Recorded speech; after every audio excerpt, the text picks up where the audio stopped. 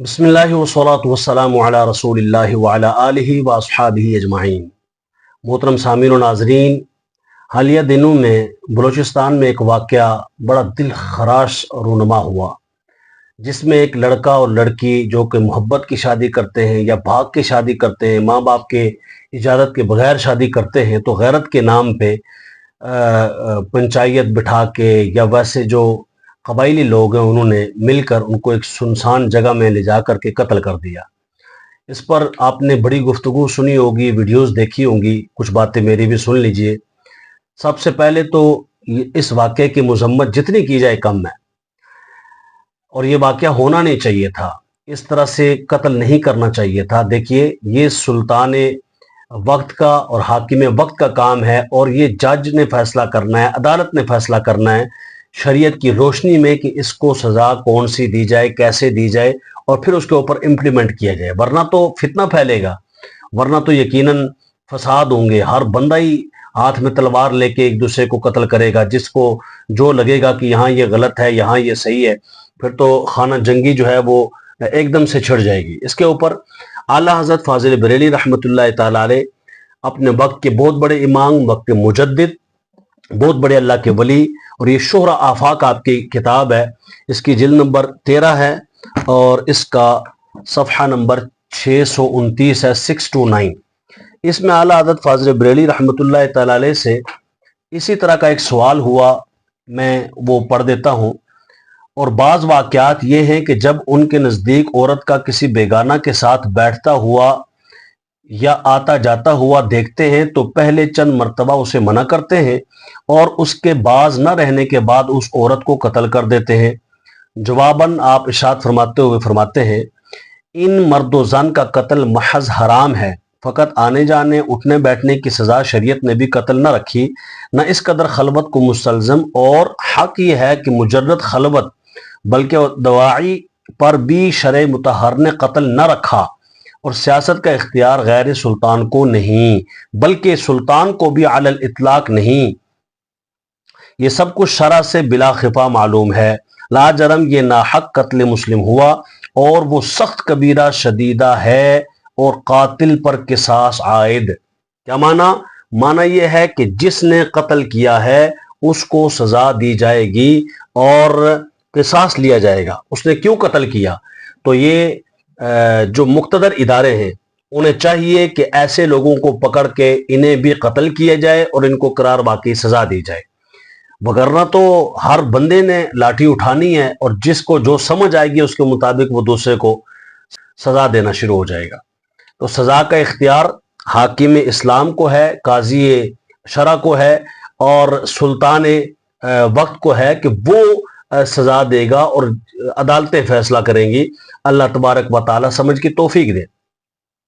ایک تو یہ بات سمجھ آ گئی، دوسری یہ بات بھی قابل توجہ ہے کہ حکمران اس طرح کا قانون کیوں بناتے ہیں جس سے اجازت ملتی ہے اور لوگ اس سے فائدہ اٹھاتے ہوئے عدالتی نکاح کر لیتے ہیں۔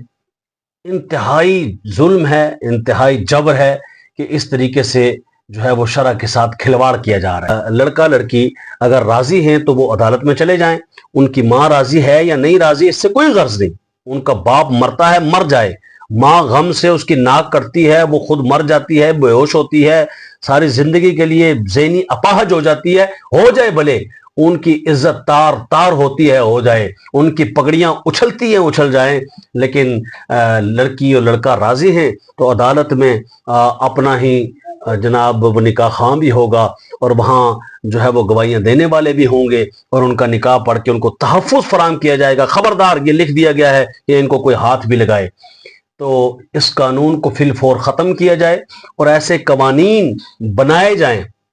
جو ایم این ایز ہیں، جو قومی اسمبلی میں بیٹھتے ہیں، M N A M P As, ان کو بھی اس بات پہ غور کرنا چاہیے کہ وہ اس طرح کا قانون بنائیں۔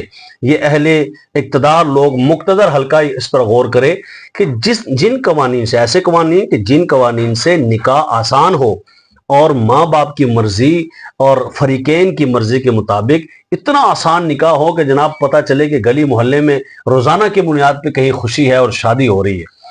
اگر آپ کورونا کے لیے الگ سے کارڈ بنا سکتے ہیں کہ جب تک یہ کارڈ نہ ہو اس وقت تک باہر نہیں جا سکتے، اندر نہیں جا سکتے، ادھر نہیں جا سکتے، یہ کام نہیں ہو سکتا۔ شناختی کارڈ 18 سال ہو جائے تو فوراً بنے گا، نہیں تو یہ داخلہ نہیں ملے گا، نہیں تو یہ خارجہ نہیں ملے گا۔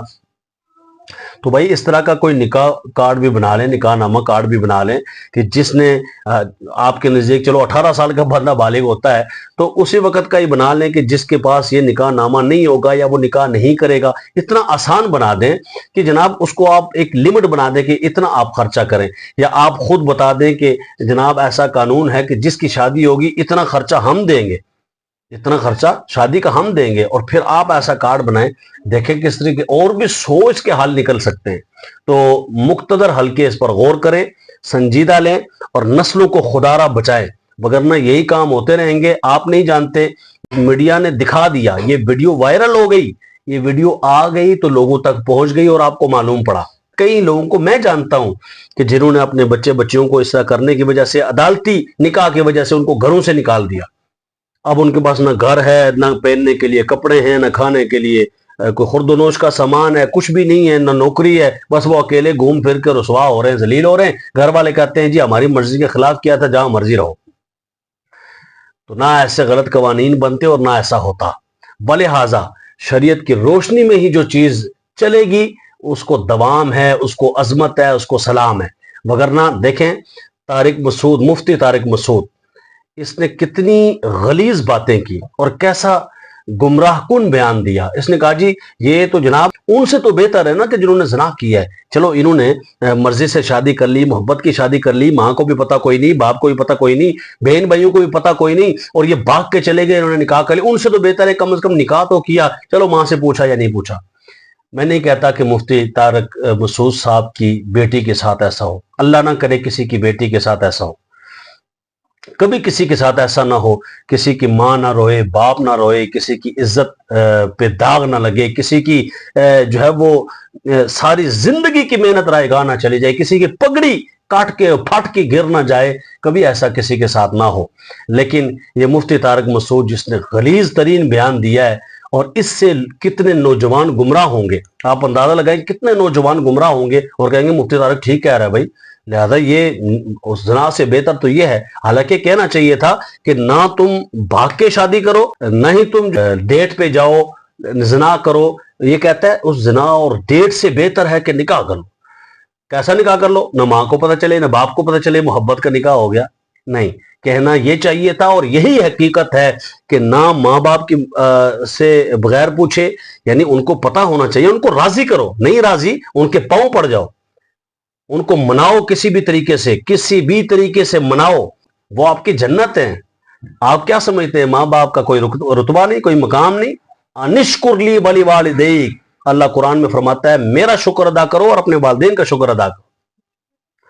رب ارحمہما کما ربیانی صغیرہ، یہ دعا کیا کرو تم۔ لیکن بہرحال سمجھنے والوں کے لیے اس میں بڑی باتیں ہیں۔ تو مفتی طارق مسعود نے انتہائی گمراہ کن بیان دیا، کتنے نوجوان اس سے پھسلیں گے اور اس کی وجہ سے وہ لڑکیوں کو بھگا کر لے جائیں گے۔ انا للہ و انا الیہ راجعون۔ لہذا ایک تو حکومت کو کردار ادا کرنا چاہیے، یہ پنچایتیں بھی ختم کریں، اور اپنا جو قانون غلط بنایا ہوا ہے اس کو بھی نظر ثانی کر کے اس کو تبدیل کریں یا اس کی جگہ نیا قانون لے کر آئیں۔ اور تیسرا، والدین اپنے بچوں پہ نگاہ رکھیں، یہ کہاں جا رہے ہیں، کیا کر رہے ہیں، کہیں کسی سے دوستی تو نہیں، کہیں کسی کے ساتھ چکر تو نہیں، کوئی معاملہ تو نہیں، موبائل استعمال کر رہے ہیں تو صحیح استعمال کر رہے ہیں کہ نہیں استعمال کر رہے ہیں، موبائل میں کیا چل رہا ہے کیا نہیں چل رہا۔ نگرانی والدین کی ضرورت ہے، ضروری ہے۔ اگر والدین نگرانی نہیں کریں گے تو اس طرح کے حالات پیدا ہوں گے۔